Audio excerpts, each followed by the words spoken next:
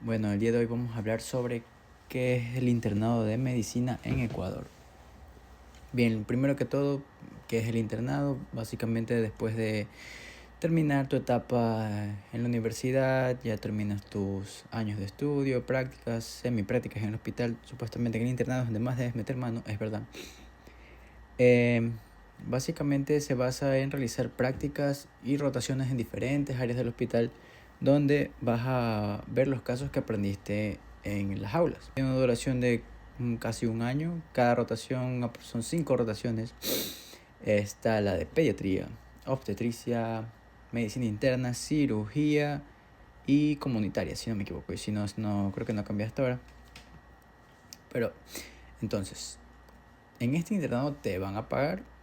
Bueno, no es como tal un sueldo el que tú recibes. Lo que vas a recibir es un nombrado estipendio. Estipendio es como una remuneración. Digámosle que va a ser tu primer sueldo de estudiante una vez que salgas de la universidad. Este sueldo está aproximadamente unos, si no me equivoco, está en 420 o 30, no me acuerdo muy bien la verdad, pero te descuentan el IE, ciertas cosas que innecesariamente vas a usar y que nunca vas a usar. Pero bueno, te descuentan eso, es lo que te llega más o menos aproximadamente a tu cuenta de banco. ¿En qué hospital voy a hacer mi internado? Bueno, aquí va a depender mucho de qué situaciones te toquen a ti y las situaciones que tú quieras escoger. Porque si bien es cierto, es una postulación donde te vas desde la nota más alta hasta el que tiene la peor nota de toda la promoción que se graduó. En mi caso, fue así en la universidad pública. No sé cómo será en las otras universidades ese tipo de sorteos, pero yo estudié en la Universidad Estatal de Guayaquil. O sea, básicamente de la lista de nuestra promoción de graduados fuimos que unos 600, si no me equivoco. 600 o 500. Entonces, una vez que tú ya tienes tu nota y ya sabes qué puesto te toca elegir, ahí es cuando tú ya empiezas a ver las plazas. Porque te van a aparecer millones de opciones como hospitales, en este caso del seguro, que es el IES, y el hospital público. Básicamente ninguno de los dos tiene recursos. No, mentira. Pero bueno, entonces sí, en un debate muy corto que dicen que el hospital público es mejor que el IES. Eso no lo puedes definir y yo no lo defino tampoco porque tú haces tu internado. Conozco a personas que son muy inteligentes y en el IES simplemente aprovecharon sus conocimientos de la manera en que se pudo, porque igual hay muchos buenos docentes. Claro que obviamente nunca vas a comparar la cantidad de casos que tú vas a ver en un hospital público. Indiferentemente de eso, te va a llegar de todo. O sea, tú vas a tener mucha más práctica visual. O sea, eso es más que obvio, un hospital público. Pero bueno, ¿cada cuánto son las guardias? Las guardias van a ser, son, si no me equivoco, por ejemplo, yo tengo guardia un lunes, siguiente día tengo mi descanso y 2 días de asistencial. Asistencial básicamente son medias jornadas que tú vas al hospital, ayudas a tu médico residente, ayudas a tu compañero de guardia, básicamente es un soporte esos días, entre semana. Fines de semana no hay asistenciales, solo está el que está de guardia. Entonces, básicamente en las asistenciales lo único que vas a hacer es hacer pases de visita con tu compañero de guardia, con el médico residente de turno, escuchas los casos, retroalimentación. Algunos sí dan clases durante los pases, así debería ser, la verdad. En mi caso sí fue así, sí nos explicaron los casos, nos dieron los tipos de exámenes que se hubiesen hecho. El pase es muy largo, el médico de guardia que va a salir usualmente se queda más de 2 horas, o sea, no haces 24 horas, haces unas 27, 28 horas. Si haces todo, porque si no haces algo, usualmente depende del médico de turno, te puede hacer quedar y decir, oh, no hiciste nada, quédate y termina. Y el otro que entra de guardia básicamente va a decir, sí, es tu trabajo. Depende mucho, varía mucho, pero bueno. Entonces, ¿cómo es una guardia de 24 horas? Las guardias de 24 horas básicamente eres tú, tu asistencial que se queda hasta las 2 de la tarde, 2 de la tarde, haciendo los pendientes que tienes que hacer con cada paciente, que son pendientes, son exámenes, son revisión de imágenes, son control de laboratorio, todo lo tienes que llevar tú anotado. No es algo tan difícil, pero la diferencia va cuando ya manejas un volumen muy alto de pacientes. Por ejemplo, en un hospital, eh, un interno puede estar, qué sé yo, con unos 30, 24, 28 pacientes, no lo sé, más o menos es un aproximado, 6, 2, 18, 24. No eres tú el único de guardia, pueden haber dos en el mismo piso. Entonces puede ser dos más. En algunos casos que son de los muy buenos son tres. Se ayudan entre todos, no muchas veces, pero sí pasa. Bueno, entonces tienes que estar controlando a tus pacientes, viendo que todo esté bien, que se sigan las instrucciones del médico, pendientes que hacer, tomas de muestra, cosas así. No está nada difícil. Solo tienes que concentrarte en que todo esté bien durante tu turno, ¿no? Tienes horas de descanso, si las tienes, las vas a tener, pero va a depender mucho de la guardia y el doctor residente que esté contigo, si es que está contigo, porque algunos te dejan solo y te van a decir, no, ¿sabes qué? Yo ya vengo, voy a ver algo que se me quedó en mi casa y te dejo al paciente, tú solo ten mi número, me escribes y me avisas qué tal. Sí, eso pasa. Conozco un caso en cirugía, nunca olvidaré, un doctor, siempre lo conocían porque nunca estaba ahí, estaba en el pase, de ahí desaparecía en la tarde, noche, y volvía en la mañana siguiente a dar el pase como un libro. Entonces sabía todos los casos. Tenía muy buena retentiva. ¿Cuántos años llevará siendo residente? No lo sé. Pero él era así.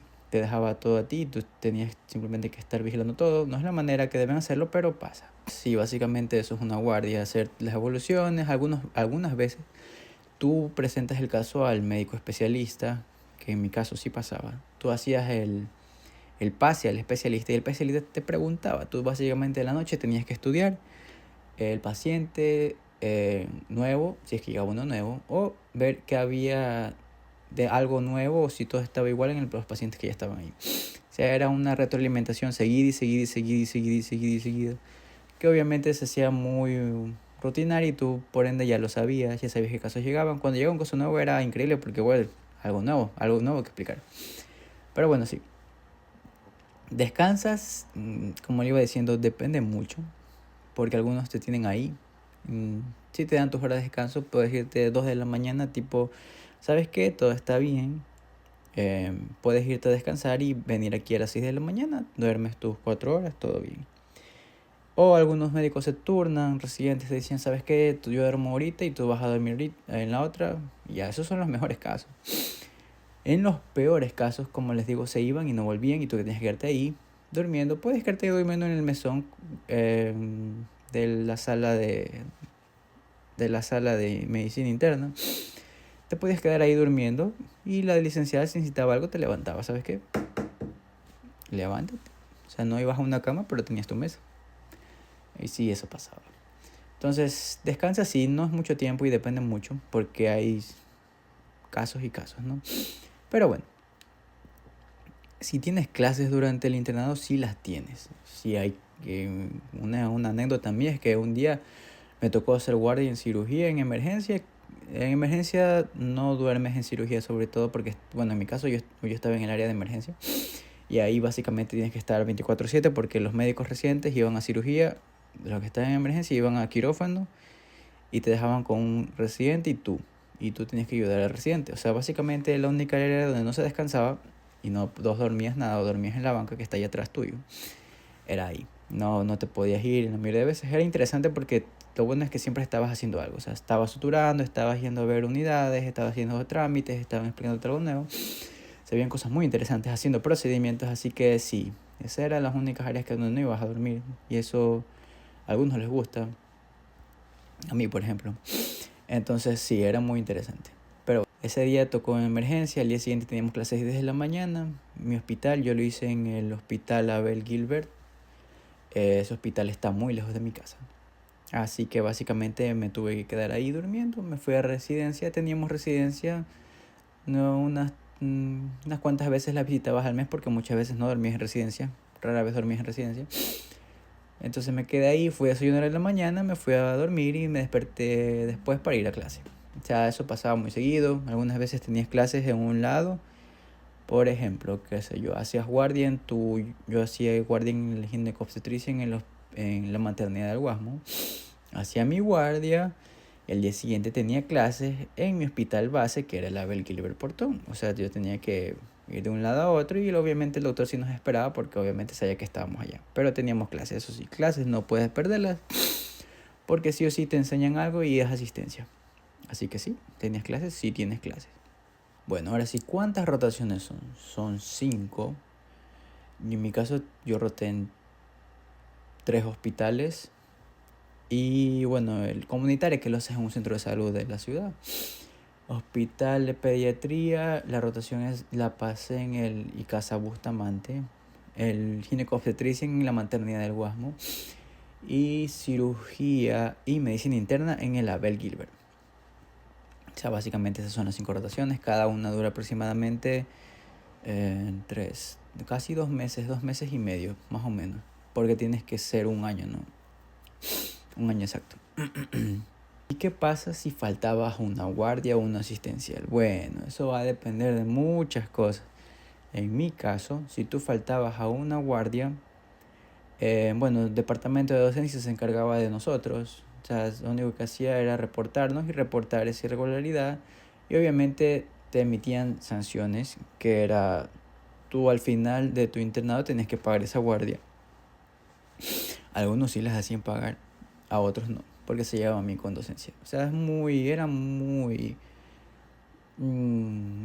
regulado eso, pero no eran muchos los que faltaban, pero sí habían casos que habían guardias que un interno no llegaba y tenían que un interno encargarse de todo el piso y se te cargaban a ti porque no había ningún residente. Básicamente el único malo de eso era que te estigmatizaban tus compañeros como el más vago. O sea, obviamente aquí se crean las popularidades de saber, mira, ese es el vago que nunca hizo nada en el internado y aún así se graduó y mira dónde está. Pero sí, no, sí. Pero obviamente sabíamos que él era así. O sea, nadie te quita esa ficha que tú tuviste en el internado. En el internado tú te ganas eh, compañeros de vida, compañeros que tú vas colegas que tú vas a conocer, que te van a conocer a ti, tú sabrás cómo son y sabrán cómo eres tú.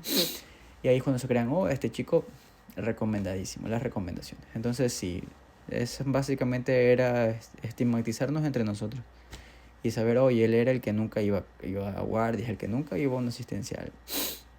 El internado como tal es una experiencia que no debes perderla, que si te aprendes bastante, sí, más que nada te sacas carácter en algunos casos. Entonces sí, es una etapa muy interesante.